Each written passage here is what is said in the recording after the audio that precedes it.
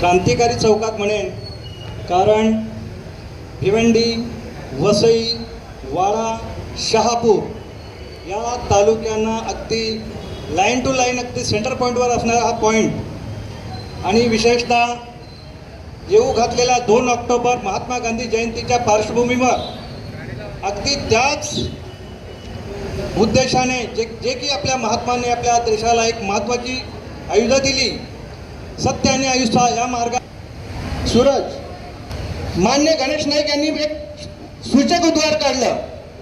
अहो, कोण म्हणेल या रस्त्याला रस्ता आहे, या रस्त्याला रस्ता कसा म्हणावा?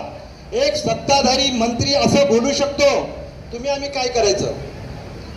अहो, या रस्त्याबाबत कुणीही म्हणजे त्या भिवंडी पासून ते अप टू मनोर दोन्ही बाजूला विस्तीर्ण वनराई अगदी बेचिराग करून टाकली, पण एक मन घट्ट केलं की कधीतरी हा अगदी सोन्याचा रस्ता आम्हाला बनेल, बघायला मिळेल, 4 लाईन रस्ता बघायला मिळेल. जाऊ दे, जंगल संपली तर चालतील, दुसरी झाडं लावू, ह्याच्यापैकी काहीच झालं नाही. उंची सगळा पॉईंट टू पॉईंट. अहो, टेक्निकलीच आपण आज बोलू आपण याच्यावर.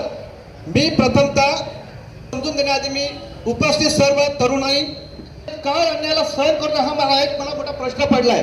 इतक्या वेदना होत आहेत की का स्वयंस्फूर्तीने निदान तुम्ही इथे उपस्थिती सुद्धा राहू शकत नाही. मी प्रथमतः या एका माझ्या आव्हान पत्करलेल्या अगदी निर्णायक लढाईला तयार झालेल्या माझ्या या अवलया युवा प्रमुखांना मी मनापासून धन्यवाद देतो. आणि कुणीतरी ही क्रांतीची बीजा रोवायला तयार झाल्याबद्दल मी परमेश्वराचे पण आभार मानतो. कुठेतरी आम्हाला आशेचा किरण दिसतो असं मी समजतो.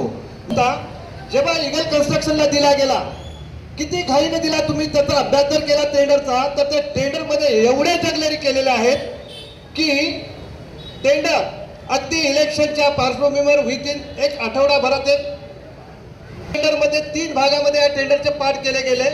मनोर टू वाडा, वाडा टू अंबाडी, अंबाडी टू भिवंडी. या तिन्ही टेंडरचे आम्ही जेव्हा स्टडी केला तर टेंडरमध्ये अनेक गोष्टी सोडूनच दिलेल्या आहेत. म्हणजे मला असा प्रश्न पडतो, या भागातील तज्ज्ञ मंडळी का झोपलेत का? हे काम कुणासाठी? हे त्यांच्यासाठी आहे का? ठेकेदारांसाठी आहे का? किंवा यंत्रणेसाठी आहे का? अहो, तुमच्या माझ्यासाठी आहे.